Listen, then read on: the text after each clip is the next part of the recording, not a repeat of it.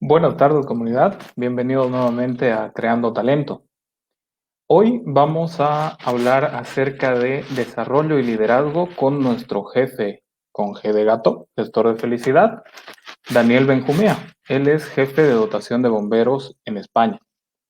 Ahora vamos a dar pie al espacio publicitario para dar paso a nuestro patrocinador, Hey Brown.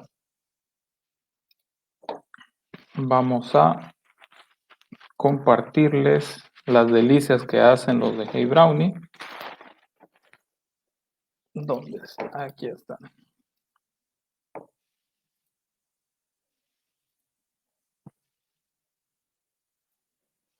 Ok. Hey Brownie ofrece una variedad de postres exquisitos elaborados de manera artesanal en el día y para el día. Disfruta de los deliciosos packs de brownies con manjar casero, tortas heladas en diferentes sabores y postres en versiones no tan minis. Hey Brownie hace envíos gratis en zona norte y en otras zonas hasta el cuarto anillo. Hey Brownie, déjanos endulzar tus días. ¿Ok? Ahora vamos a empezar a conocer un poco más acerca de Daniel Benjumea, que, como les decía, él es jefe de dotación de bomberos y vamos a compartir su perfil de LinkedIn. Vamos a ver dónde está su perfil.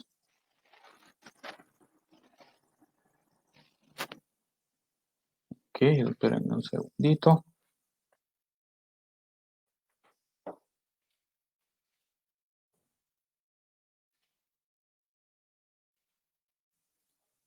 Ok, ahora sí estamos viendo lo que es vamos a ver el perfil de LinkedIn de Daniel, para que conozcamos un poco más acerca de su persona, de su profesión. Comentarles que Daniel Benjumea es, aquí está. Daniel Benjumea, como les comentaba, es jefe de dotación de bomberos en España, específicamente en Madrid. Él también es coach certificado y tiene también el tema de transformación organizacional en el tema de management y gestión organizacional.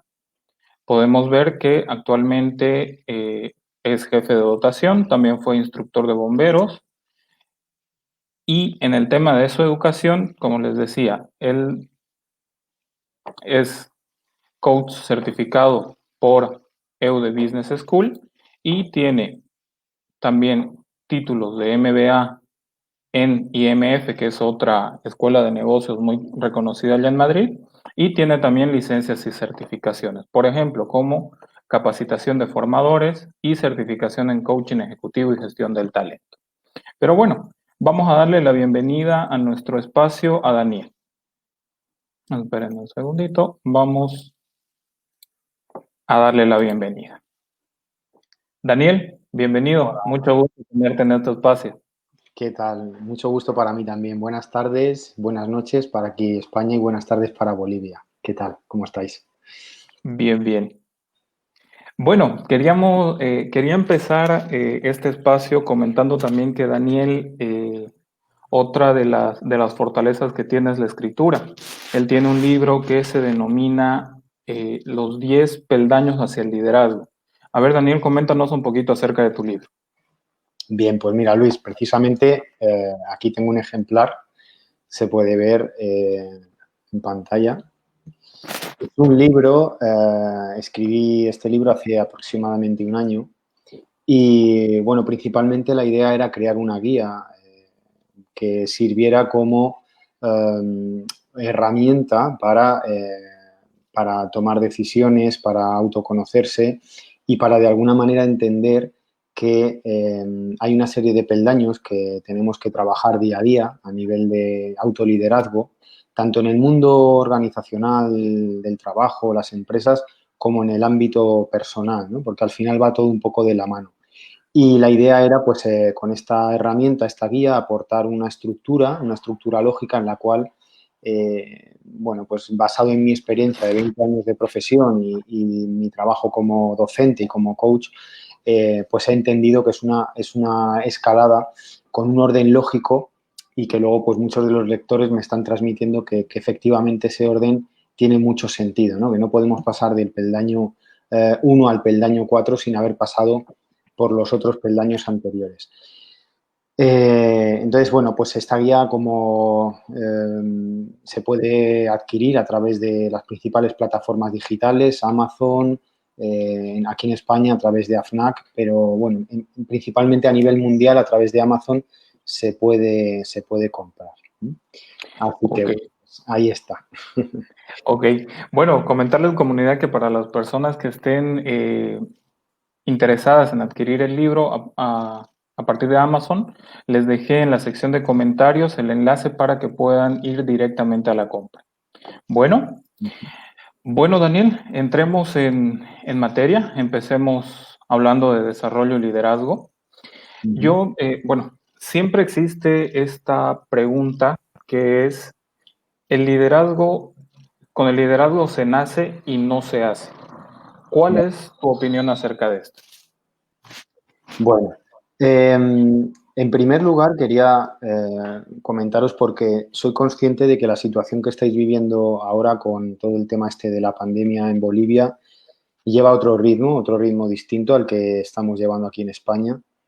Por lo tanto, lo primero que quiero hacer es mandaros mucha fuerza, mucho ánimo a todos los que estáis por allí. Sé que estáis pasando ahora el momento de confinamiento más fuerte y, bueno, pues deciros que nosotros aquí esa parte ya la hemos pasado.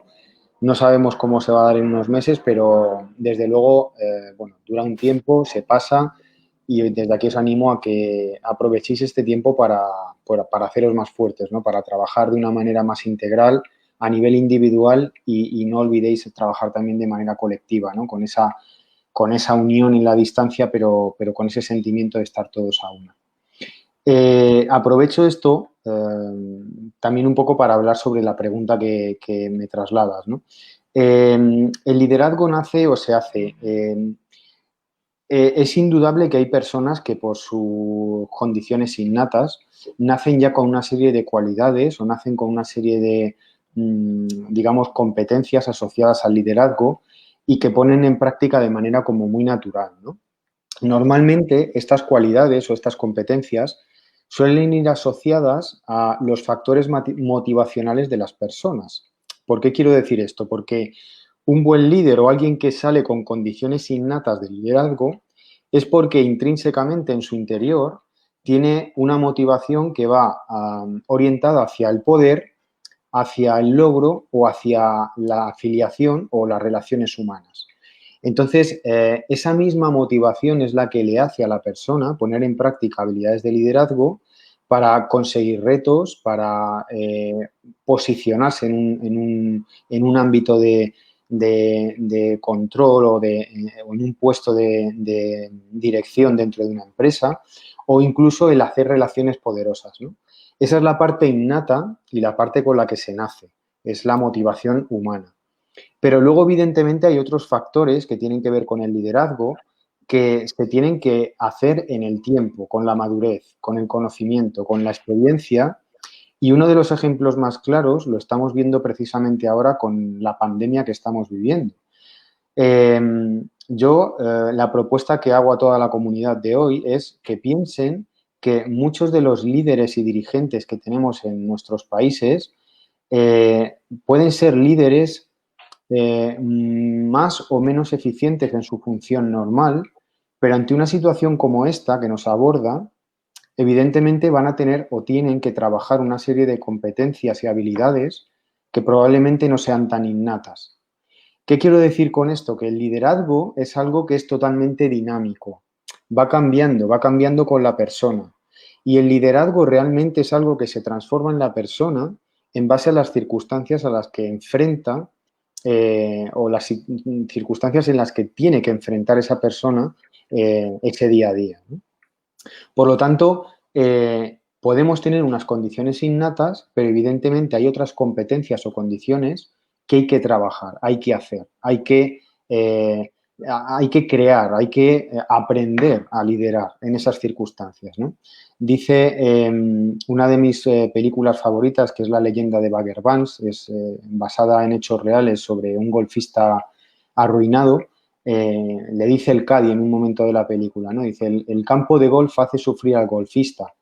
Ujú. Básicamente el liderazgo también es eso, ¿no? El liderazgo a veces es el sufrimiento de entender que las circunstancias ponen a prueba al líder y no vale algo innato, hay que trabajarlo y potenciarlo, ¿no? Esa sería un poco mi conclusión para esta pregunta. Sí, me llama la atención el tema de lo que dices que hay que trabajarlo a diario, porque estábamos hablando también con Verónica González, acerca de gestión de equipos semanas atrás, y el tema este de trabajarlo a diario, como tú dices, es algo que ya se ve como dado por hecho cuando estamos en una posición de liderazgo, en una posición ya de mando medio para adelante. Entonces, es algo que sí, efectivamente, hay que trabajarlo a diario y en el papel de recursos humanos no tenemos que olvidarnos de trabajar también en esto, es decir, con nuestra gente, trabajar acerca del liderazgo. Yo igual estoy muy de acuerdo contigo que no es necesario nacer líder para ser uno. Pero entonces, Daniel, te, me gustaría que analicemos hacia dónde se encamina el liderazgo de aquí a unos 10 años. Ujú. Bueno, pues mira, yo te diría que hoy por hoy pensar en 10 años vista, que es algo a lo que estábamos acostumbrados hace un tiempo, podría ser, digamos, demasiado arriesgado, ¿no?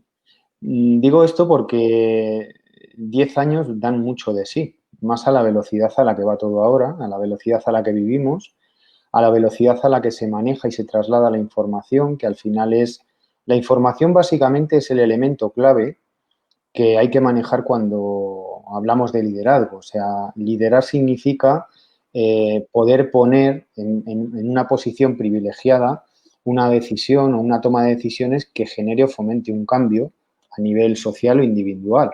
Y para tomar esas decisiones, evidentemente, necesitamos información. Eh, Ujú. por lo tanto, la información va a ser un factor clave que va a determinar en los modelos de liderazgo en los cuales nos vamos a mover en los próximos años. No sé si en los 5, 3 o 10 años venideros, ¿no? Pero está claro que un factor clave va a ser el manejo de la información.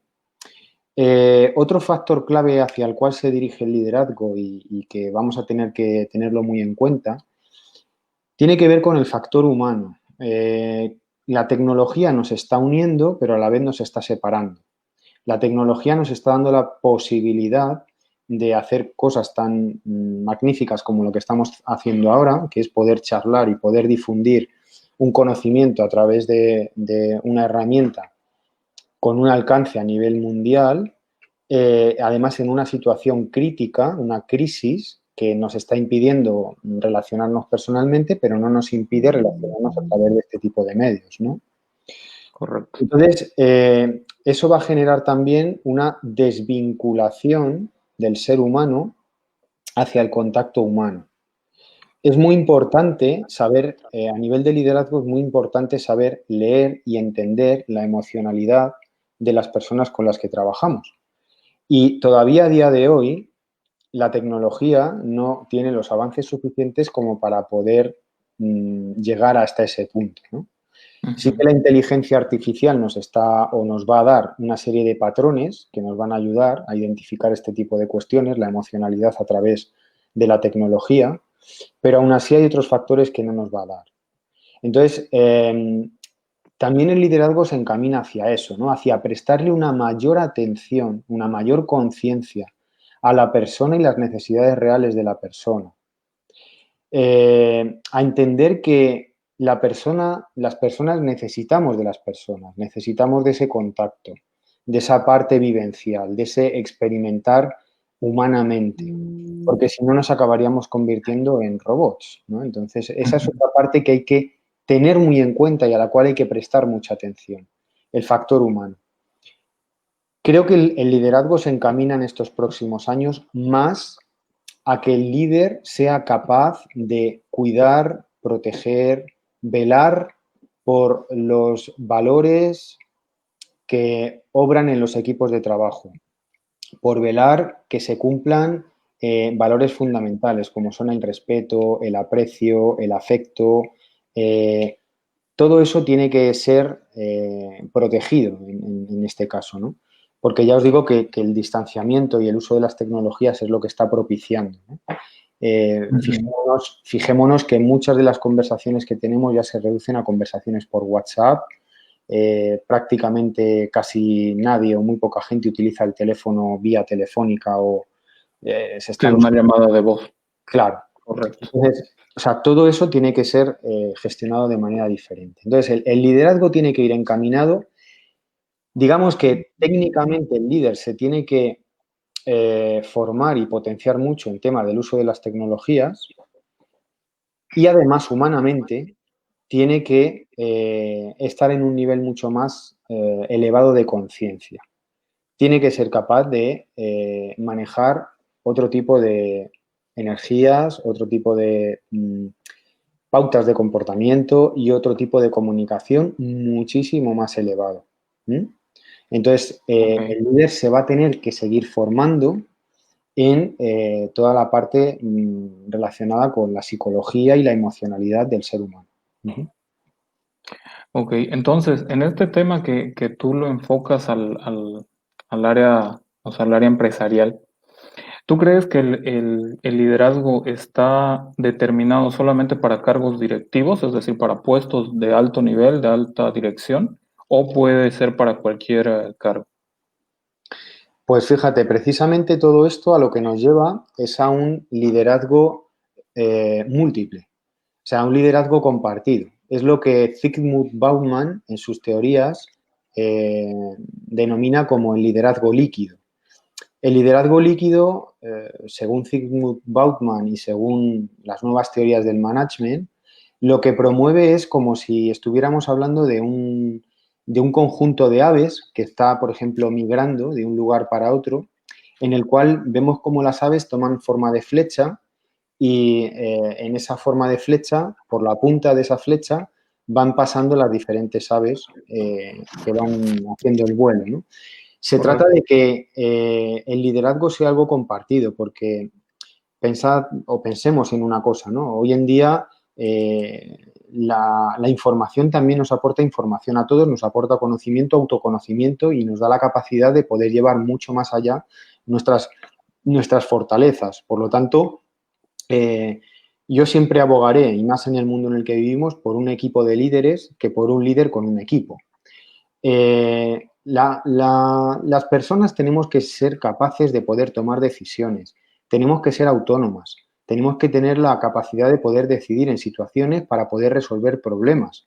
Dentro de las organizaciones, sobre todo, el mayor hándicap que hay es el tiempo en el cual se resuelven los problemas. La única manera de poder hacerlo de forma eficiente es precisamente empoderando y dando esa capacidad de liderazgo a cada uno de los miembros del equipo.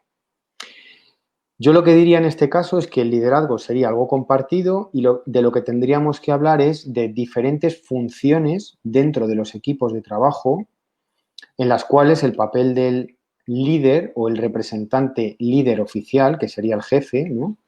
Tiene un papel más de, como decía antes, de supervisión y de gestión con una visión más global de todo lo que se está haciendo en el equipo, de tal forma que ayude a interconectar a los diferentes miembros del equipo, los objetivos, los tiempos de trabajo, ¿vale? O sea, la función del líder ya no es tanto saber y dirigir un equipo, sino velar porque se cumplan los valores que hacen que ese equipo siga funcionando. O sea, estamos hablando ya de un liderazgo muchísimo más emocional y muchísimo más comprometido, no tanto con el resultado, que el resultado vendrá por el liderazgo compartido de cada uno de los miembros del equipo, sino más ocupado en crear el ambiente propicio para que ese equipo siga funcionando de forma eficiente como líderes autónomos.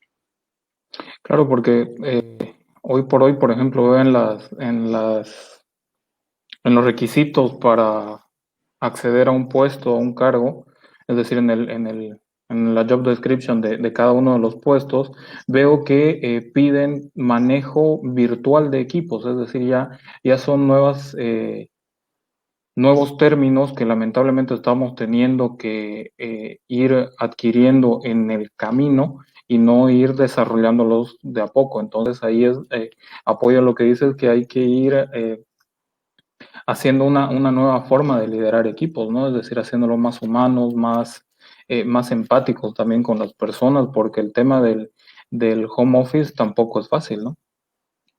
No, evidentemente. Hay herramientas que ahora, pues bueno, nos facilitan eso, el poder en tiempo real saber en qué momento se está llevando un proyecto, un trabajo. Herramientas como Agile, Scrum, herramientas digitales, nos permiten llevar ese in time, ¿no? Ujú. Nosotros, por ejemplo, en el mundo de la emergencia, todo esto se lleva trabajando durante muchos años con lo que nosotros denominamos SITAC, que son mapas de situación actual, en el cual, pues, en tiempo real, pues, tienes toda la ubicación de medios que estás utilizando y tienes una visión muy clara de lo que está ocurriendo, quién está trabajando y cómo está trabajando en un escenario determinado.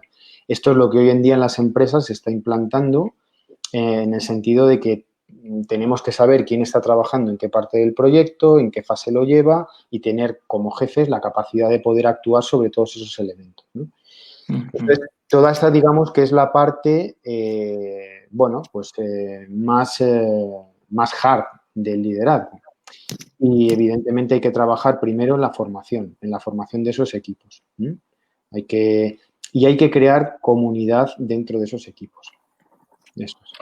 Correcto. Entonces, nos comentabas que el liderazgo se tiene que compartir entre todos los líderes que tengamos dentro del equipo de trabajo. Ujú. Dentro de estos líderes, ¿cuáles crees que son las cualidades que deben tener las próximas generaciones? Bueno, pues como precisamente estamos hablando de un liderazgo compartido y de equipos de líderes, eh, yo en este caso, mira, me iría un poco a mi libro, ¿no? Y parece un poco paradójico, pero en realidad el libro está diseñado para crear eso, para crear auténticos líderes, ¿no? Por Ujú. decírtelo, o por decirlo de alguna manera para la gente que nos está escuchando, os voy a enumerar de forma muy clara cuáles serían los 10 peldaños y de esta manera vemos más claramente cuáles serían las cualidades que habría que tener, ¿no? El primer, Perfecto. el primer peldaño sería la toma de conciencia y la conciencia. Eso es fundamental para poder entender dónde estamos, qué representamos y qué es lo que se espera de nosotros. El segundo peldaño sería encontrar nuestras fortalezas. No podemos abordar aquello en lo que estamos esperándose lo que se espera de nosotros si no somos conscientes de nuestra fortaleza en ese momento, en esa situación actual en la que se requiere de nuestras fortalezas, ¿no? Por otro lado, el siguiente peldaño sería conectar con nuestra motivación. Una vez que ya hemos tomado conciencia de dónde estamos, qué es lo que se espera de nosotros, cuáles son nuestras fortalezas, tendremos que entender qué es lo que nos va a motivar a llevar a cabo ese proyecto. ¿Mm?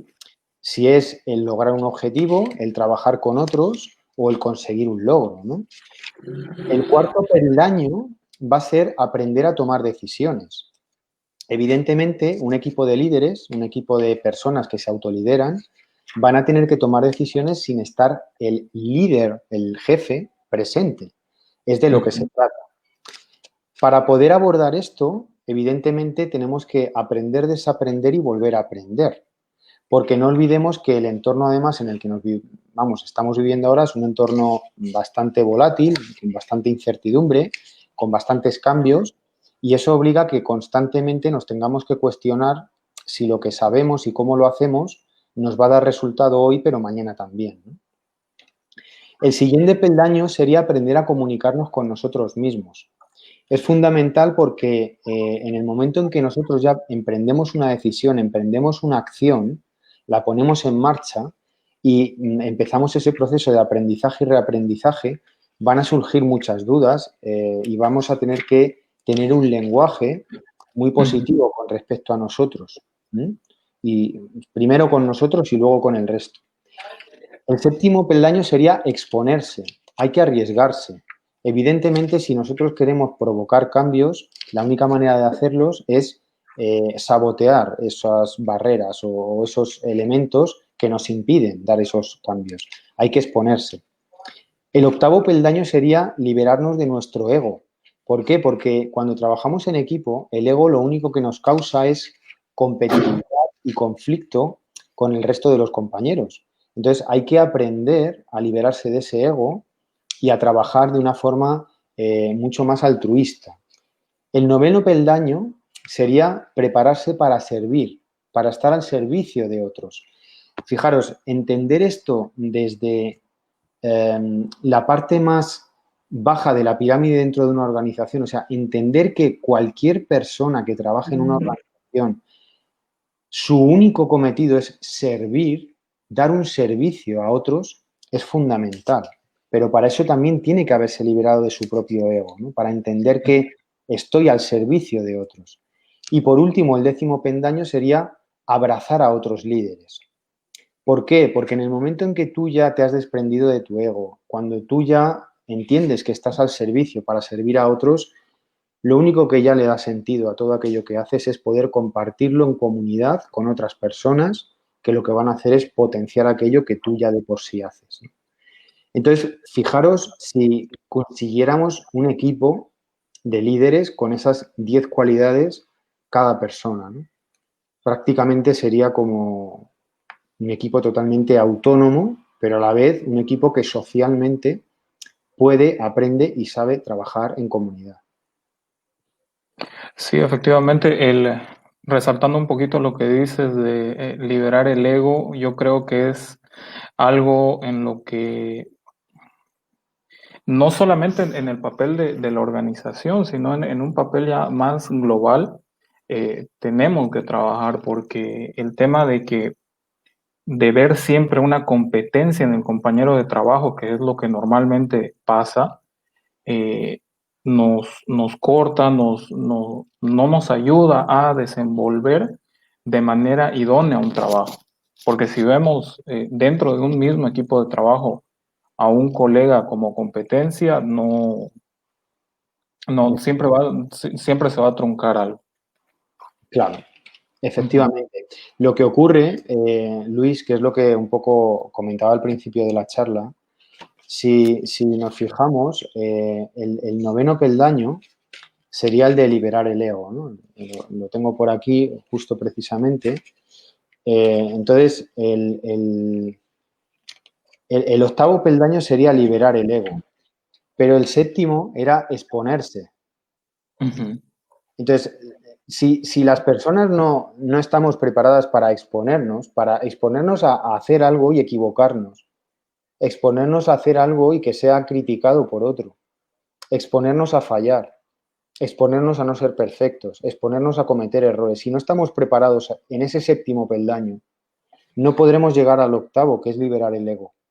Mm. Solamente podremos liberar el ego si hemos conseguido exponernos y entender que en esa exposición no hay crítica, no hay juicio, solo hay aprendizaje, solo hay una oportunidad para poder crecer. Cuando eso lo interiorizamos, lo hacemos de forma inconsciente, podemos pasar al siguiente peldaño, pero si pretendemos liberar nuestro ego sin exponernos, es imposible. No podemos luchar contra eso. El ego no acepta la Correcto. crítica, el ego no acepta la equivocación, no lo acepta, no lo quiere. Todo lo ve como crítica, como ataque, es cierto. Claro.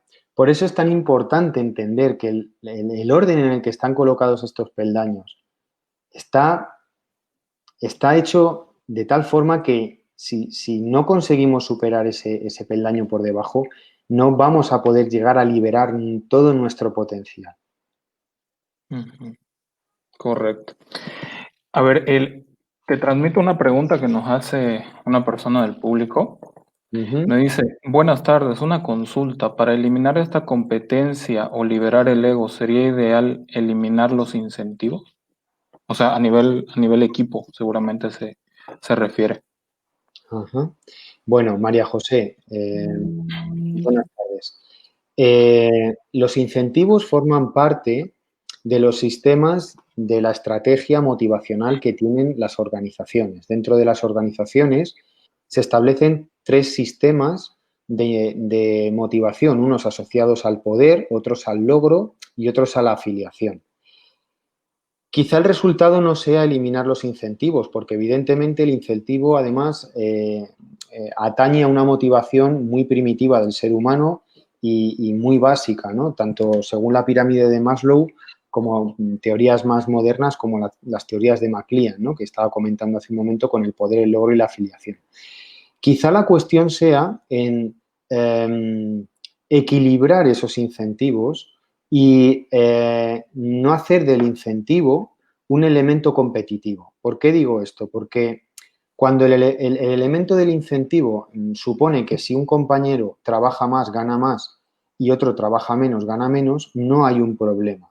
El problema está en que pongamos un incentivo en la consecución de un objetivo que no dependa de factores medibles, como puedan ser el trabajo o el tiempo de trabajo, sino que sea un elemento totalmente aleatorio. Por lo tanto, ahí sí que entiendo que los incentivos no son positivos.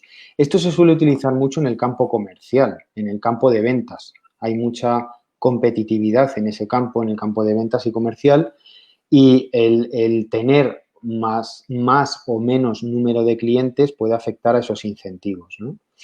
Entonces, bueno, pues tampoco tiene que ver con el ego. El ego es algo distinto. Es lo que decía antes, ¿no? El ego no tiene que ver con los incentivos en sí.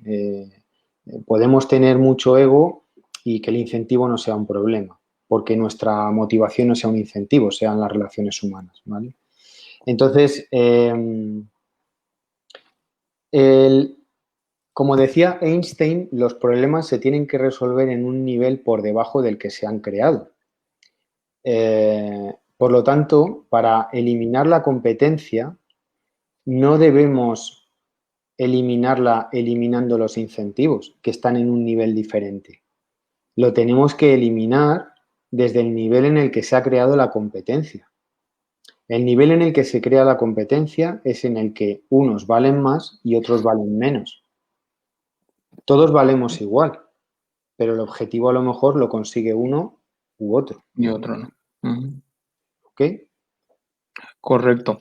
Ahora, Daniel, quisiera que hablemos acerca de cuáles pueden ser las barreras que tenga el liderazgo hoy por hoy con todo lo que vivimos. Pues principalmente yo creo que en general el liderazgo, hay una barrera muy grande que siempre ha existido con el tema del liderazgo, que son los juicios y los prejuicios. Eh, Tomar el liderazgo en la vida requiere a veces ser transgresor, requiere romper reglas, requiere romper normas. Agente disruptivo, decía Ujú. un compañero del máster. Exacto. Entonces, esos siguen siendo los principales y mayores problemas para el liderazgo. Y cuando uno consigue liberarse de eso, cuando las personas consiguen liberarse de esos juicios y entender que eh, cada vida o la vida en sí está linkada o ligada a un propósito y que ese propósito no necesita la validación de nadie nada más que la de uno mismo, es cuando realmente se rompen todas las barreras del liderazgo. El problema principalmente es ese generalmente, ¿no? Eh, También hay que entender que las barreras que el liderazgo puede encontrar van a estar determinadas por el ámbito o el ambiente en el cual se ejerza ese liderazgo. No en todos los países o en todas las situaciones o en todas las empresas o en todos los momentos se requiere el mismo tipo de líder con las mismas cualidades. Pero evidentemente, en todas ellas, en todas esas situaciones, empresas, organizaciones, núcleos familiares, equipos de deporte, siempre se va a necesitar un líder como agente de cambio. No perdamos nunca esta perspectiva. La función del líder, o sea, la función de un jefe, todos sabemos cuál es, que es controlar que el trabajo se haga. Pero la función de un líder es provocar un cambio. Si no, no tiene sentido que exista un líder. Por lo tanto, la mayor barrera a que se produzca un cambio con respecto al liderazgo siguen siendo los juicios y los prejuicios sociales.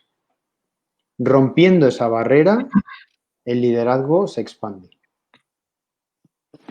Ok. A ver, A la hora de tomar decisiones, estos líderes, o sea, ¿qué cualidades tiene que tener este líder para que la toma de decisiones sea la correcta de aquí en adelante? Ujú. Bien, parto de la base de, igual, ¿no? Un poco antes, como os comentaba, del tema del libro. Fundamental el nivel de conciencia del líder. Es importantísimo. No sé si recuerdas cuando trabajábamos en clase, dentro de los niveles de conciencia situacional que puede tener una persona, había, Ujú. había tres principales fases, ¿no? La fase de percepción de la información, la fase de comprensión de la información y la fase de proyección de la solución. Todas las decisiones del ser humano están basadas en esos tres elementos, en cómo y qué percibimos a través de los sentidos, cómo lo procesamos mentalmente y cómo proyectamos la solución.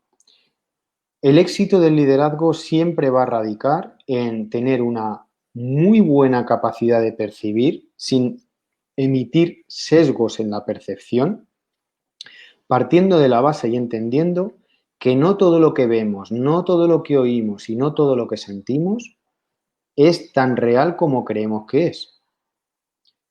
Me refiero, eh, ahora mismo todos los que estamos aquí escuchando esto tenemos una pantalla delante, Ujú. pero la pantalla que vemos no es toda la realidad que es la pantalla, porque la pantalla tiene una parte posterior que no está Ya, bien.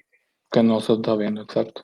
Por lo tanto, si nuestras decisiones parten de nuestra única percepción de la realidad, nos estaremos perdiendo información.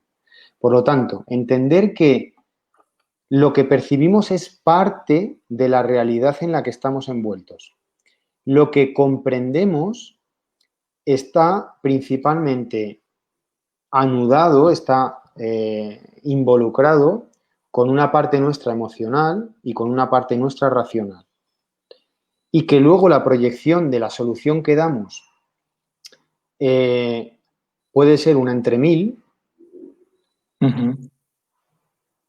es la forma adecuada de poder tomar decisiones. Me refiero, ¿qué hace falta o cómo se van a tomar decisiones de ahora en adelante? Con un nivel de conciencia superior.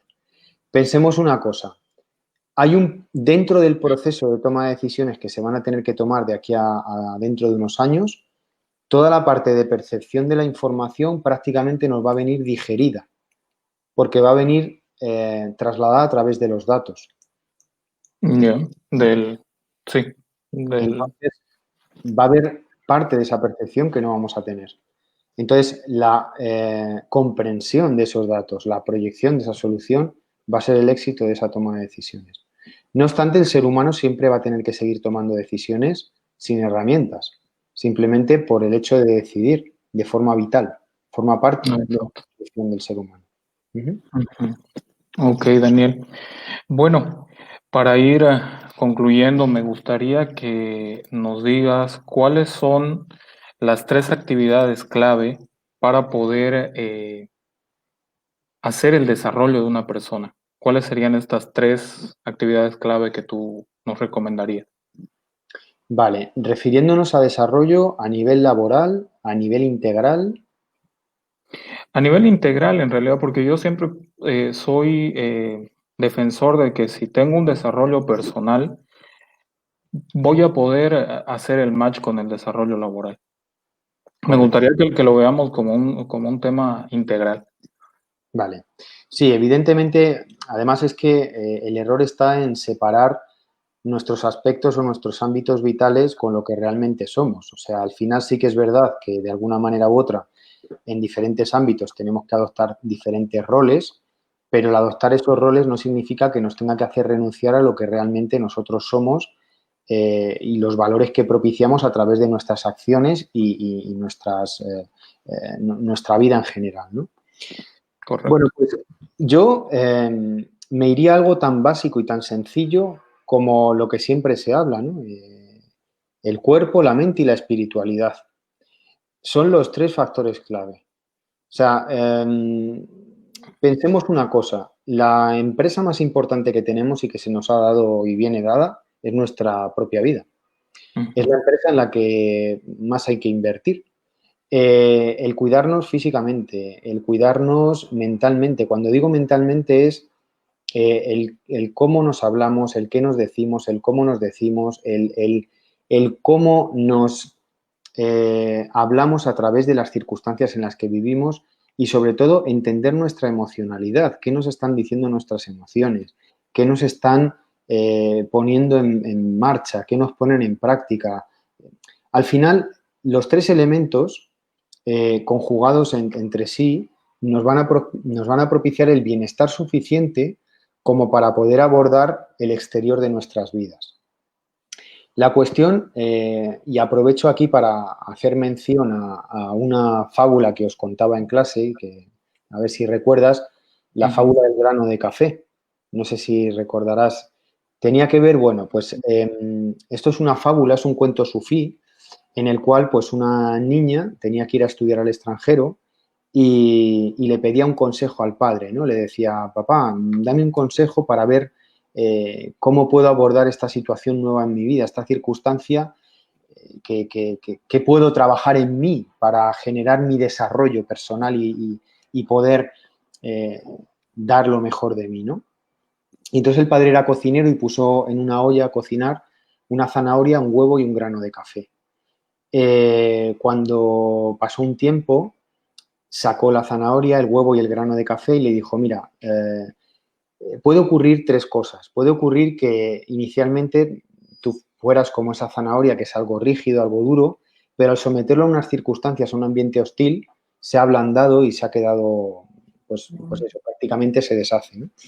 O puede ser como el huevo. El huevo era algo frágil que cuando lo hemos sometido a un ambiente hostil lo hemos sacado y se ha endurecido, ¿eh?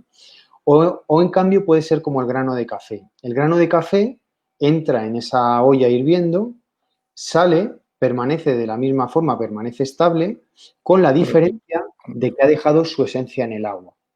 Entonces, Exacto.